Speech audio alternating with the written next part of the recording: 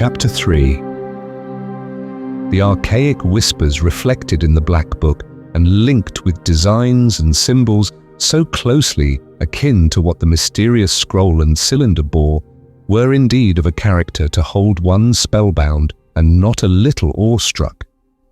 Leaping an incredible gulf of time, behind all the civilizations, races and lands we know, they clustered round a vanished nation and a vanished continent of the misty, fabulous dawn years, that to which legend has given the name of Mu, and which old tablets in the primal Narkal tongue speak of as flourishing 200,000 years ago, when Europe harboured only hybrid entities and lost Hyperborea knew the nameless worship of black, amorphous Tsathoggua. There was mention of a kingdom or province called Kana in a very ancient land where the first human people had found monstrous ruins left by those who had dwelt there before, vague waves of unknown entities which had filtered down from the stars and lived out their eons on a forgotten, nascent world. Kana was a sacred place, since from its midst the bleak basalt cliffs of Mount Yadith-Go soared starkly into the sky, topped by a gigantic fortress of cyclopean stone, infinitely older than mankind and built by the alien spawn of the dark planet Yugoth, which had colonized the Earth before the birth of terrestrial life. The spawn of Yugoth had perished aeons before, but had left behind them one monstrous and terrible living thing which could never die, their hellish god or patron demon, Ghatanothoa, which lowered and brooded eternally, though unseen in the crypts beneath that fortress on Yadith-Go. No human creature had ever climbed Yadith-Go or seen that blasphemous fortress, except as a distant and geometrically abnormal outline against the sky. Yet most agreed that Ghatanothoa was still there, wallowing and burrowing in unsuspected abysses beneath the megalithic walls. There were always those who believed that sacrifices must be made to Ghatanothoa, lest it crawl out of its hidden abysses and waddle horribly through the world of men, as it had once waddled through the primal world of the Yugoth spawn. It was said that if no offerings were made, Ghatanothoa would rise from the depths, emerging into the light of day to descend the basalt cliffs of Yadith-Go, bringing ruin to all in its path. No living being could gaze upon Ghatanothoa, or even a flawless representation of it, no matter how small, without experiencing a fate more dreadful than death itself. According to the ancient legends, the mere sight of the entity or its likeness caused a horrifying transformation. The victim's body would harden into a grotesque shell of stone and leathery flesh, while the brain inside remained alive, trapped in eternal, conscious torment. This prison of petrification left its victims fully aware of the endless passage of time, unable to act or escape until chance or decay might finally crumble the outer shell, bringing long-delayed death. For most minds, however, madness would take hold long before such release could arrive. None were known to have seen Ghatanothoa and lived, but the peril was said to be as great now as it had been in the time of its first worshippers, long before recorded history. And so there was a cult in Kana which worshipped Ghatanothoa, and each year sacrificed to it 12 young warriors and 12 young maidens. These victims were offered up on flaming altars in the marble temple near the mountain's base, for none dared climb Yadith-Go's basalt cliffs or draw near to the cyclopean pre-human stronghold on its crest. Vast was the power of the priests of Ghatanothoa, since upon them alone depended the preservation of Kana and of all the land of Mu from the petrifying emergence of Ghatanothoa out of its unknown burrows. There were in the land 100 priests of the dark god under Imashmo the high priest, who walked before King Thabon at the Nath feast and stood proudly whilst the king knelt at the Doric shrine, Each priest had a marble house, a chest of gold, 200 slaves, and 100 concubines, besides immunity from civil law and the power of life and death over all in Cana, save the priests of the king. Yet in spite of these defenders, there was ever a fear in the land, lest Ghatanothoa slither up from the depths and lurch viciously down the mountain to bring horror and petrification to mankind. In the latter years, the priests forbade men even to guess or imagine what its frightful aspect might be. It was in the year of the Red Moon, estimated as 173,148 BC by von Junst, that a human being first dared to breathe defiance against Ghatanothoa and its nameless menace. This bold heretic was Tiog, high priest of Shub-Niggurath, and guardian of the copper temple of the goat with 1,000 young. Tiog had thought long on the powers of the various gods, and had had strange dreams and revelations touching the life of this and earlier worlds. In the end, he felt sure that the gods friendly to man could be arrayed against the hostile gods, and believed that Shub-Niggurath, Nug, and Yeb, as well as Yig, the serpent god, were ready to take sides with man against the tyranny and presumption of Ghatanothoa. Inspired by the mother goddess, Tiog wrote down a strange formula in the hieratic narcal of his order, which he believed would keep the possessor immune from the dark god's petrifying power. With this protection, he reflected, it might be possible for a bold man to climb the dreaded basalt cliffs and, first of all human beings, enter the Cyclopean fortress beneath which Ghatanothoa reputedly brooded. Face to face with the god and with the power of Shub-Niggurath and her sons on his side, Tiog believed that he might be able to bring it to terms and at last deliver mankind from its brooding menace. With humanity freed through his efforts, there would be no limits to the honors he might claim.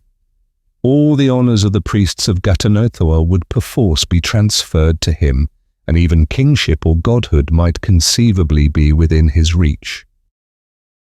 So Tiog wrote his protective formula on a scroll of Thagan membrane, according to von Junst, the inner skin of the extinct Yakith lizard, and enclosed it in a carven cylinder of lag metal, the metal brought by the Elder Ones from Yugoth and found in no mine of earth.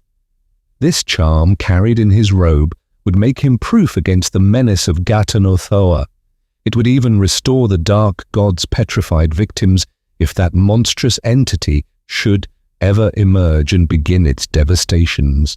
Thus he proposed to go up the shunned and man-untrodden mountain, invade the alien-angled citadel of Cyclopean stone, and confront the shocking devil entity in its lair. Of what would follow, he could not even guess, but the hope of being mankind's savior lent strength to his will. He had, however, reckoned without the jealousy and self-interest of Ghatanothoa's pampered priests.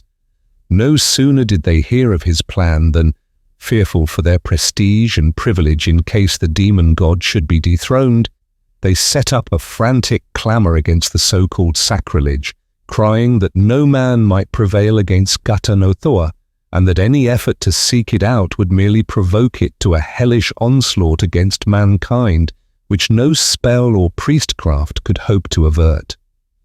With those cries they hoped to turn the public mind against Tiog. Yet, such was the people's yearning for freedom from Ghatanothoa, and such their confidence in the skill and zeal of Tiog, that all the protestations came to naught. Even the king, usually a puppet of the priests, refused to forbid Tiog's daring pilgrimage. It was then that the priests of Ghatanothoa did by stealth what they could not do openly. One night, Imash Mo, the high priest, stole to Tiog in his temple chamber and took from his sleeping form the metal cylinder, silently drawing out the potent scroll and putting in its place another scroll of great similitude, yet varied enough to have no power against any god or demon. When the cylinder was slipped back into the sleeper's cloak, Innsmouth was content, for he knew Tiog was little likely to study that cylinder's contents again.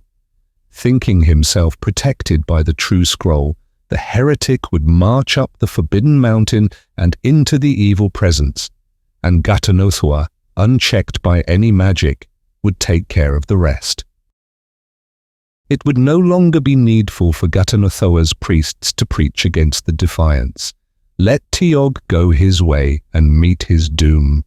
And secretly the priests would always cherish the stolen scroll, the true and potent charm, handing it down from one high priest to another for use in any dim future when it might be needful to contravene the devil god's will. So the rest of the night Innsmouth slept in great peace, with the true scroll in a new cylinder fashioned for its harbourage. It was dawn on the day of the sky flames, nomenclature undefined by von Junst, that Tiog, amidst the prayers and chanting of the people, and with King Thabon's blessing on his head, started up the dreaded mountain with a staff of tlathwood in his right hand. Within his robe was the cylinder, holding what he thought to be the true charm, for he had indeed failed to find out the imposture. Nor did he see any irony in the prayers which Innsmouth and the other priests of Ghatanothoa intoned for his safety and success. All that morning the people stood and watched as Tiog's dwindling form struggled up the shunned basalt slope hitherto alien to men's footsteps, and many stayed watching long after he had vanished, where a perilous ledge led round to the mountain's hidden side. That night, a few sensitive dreamers thought they heard a faint tremor convulsing the hated peak, though most ridiculed them for the statement. Next day, vast crowds watched the mountain and prayed, and wondered how soon Tiog would return. And so the next day, and the next. For weeks they hoped and waited, and then they wept, nor did anyone ever see Tiog, who would have saved mankind from fears, again.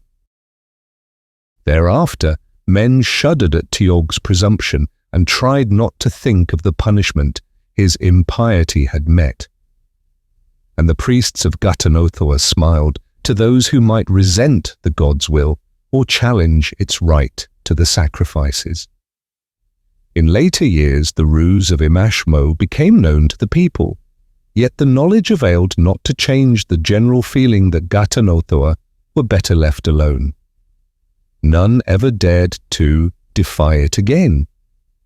And so the ages rolled on, and king succeeded king, and high priest succeeded high priest, and nations rose and decayed, and lands rose above the sea and returned into the sea, and with many millennia decay fell upon Cana, till at last on a hideous day of storm and thunder, terrific rumbling and mountain-high waves, all the land of Mu sank into the sea forever.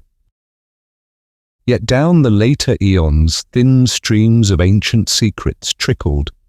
In distant lands there met together grey-faced fugitives who had survived the sea fiend's rage, and strange skies drank the smoke of altars reared to vanished gods and demons. Though none knew to what bottomless deep the sacred peak and cyclopean fortress of dreaded Ghatanothoa had sunk, there were still those who mumbled its name and offered to it nameless sacrifices lest it bubble up through leagues of ocean and shamble among men spreading horror and petrifaction. Around the scattered priests grew the rudiments of a dark and secret cult, secret because the people of the new lands had other gods and devils, and thought only evil of elder and alien ones. And within that cult, many hideous things were done, and many strange objects cherished. It was whispered that a certain line of elusive priests still harboured the true charm against Ghatanothoa which Innsmouth stole from the sleeping Tiog, though none remained who could read or understand the cryptic syllables, or who could even guess in what part of the world the lost Cana, the dreaded peak of Yadith Go, and the Titan fortress of the devil god had lain. though it flourished chiefly in those Pacific regions around which Mu itself had once stretched. There were rumors of the hidden and detested cult of Ghatanothoa in ill-fated Atlantis and on the abhorred plateau of Leng. Von Junst implied its presence in the fabled subterrene kingdom of Kenyan and gave clear evidence that it had penetrated Egypt, Chaldea, Persia, China, the forgotten Semite empires of Africa, and Mexico and Peru in the New World, that it had a strong connection with the witchcraft movement in Europe, against which the bulls of popes were vainly directed, he more than strongly hinted. The West, however, was never favourable to its growth, and public indignation, aroused by glimpses of hideous rites and nameless sacrifices, wholly stamped out many of its branches. In the end, it became a hunted, doubly furtive underground affair, yet never could its nucleus be quite exterminated. It always survived somehow, chiefly in the Far East and on the Pacific Islands, where its teachings became merged into the esoteric lore of the Polynesian Arioi. Von Junst gave subtle and disquieting hints of actual contact with the cult, so that as I read I shuddered at what was rumoured about his death. He spoke of the growth of certain ideas regarding the appearance of the devil god, a creature which no human being, unless it were the too daring Tiog who had never returned, had ever seen, and contrasted this habit of speculation with the taboo prevailing in ancient Mu against any attempt to imagine what the horror looked like. There was a peculiar fearfulness about the devotees' awed and fascinated whispers on this subject, whispers heavy with morbid curiosity concerning the precise nature of what Tiog might have confronted in that frightful, pre-human edifice on the dreaded and now sunken mountains before the end, if it was an end, finally came. And I felt oddly disturbed by the German scholar's oblique and insidious references to this topic. Scarcely less disturbing were von Junst's conjectures on the whereabouts of the stolen scroll of cantrips against Ghatanothoa, and on the ultimate uses to which this scroll might be put. Despite all my assurance that the whole matter was purely mythical, I could not help shivering at the notion of a latter-day emergence of the monstrous god, and at the picture of an humanity turned suddenly to a race of abnormal statues, each encasing a living brain doomed to inert and helpless consciousness for untold aeons of futurity. The old Dusseldorf savant had a poisonous way of suggesting more than he stated, and I could understand why his damnable book was suppressed in so many countries as blasphemous, dangerous, and unclean. I writhed with repulsion, yet the thing exerted an unholy fascination, and I could not lay it down till I had finished it. The alleged reproductions of designs and ideographs from Mu were marvellously and startlingly like the markings on the strange cylinder and the characters on the scroll, and the whole account teemed with details having vague, irritating suggestions of resemblance to things connected with the hideous mummy. The cylinder and scroll, the Pacific setting, the persistent notion of old Captain Weatherby that the Cyclopean crypt where the mummy was found had once lain under a vast building. Somehow I was vaguely glad that the volcanic island had sunk before that massive suggestion of a trapdoor could be opened.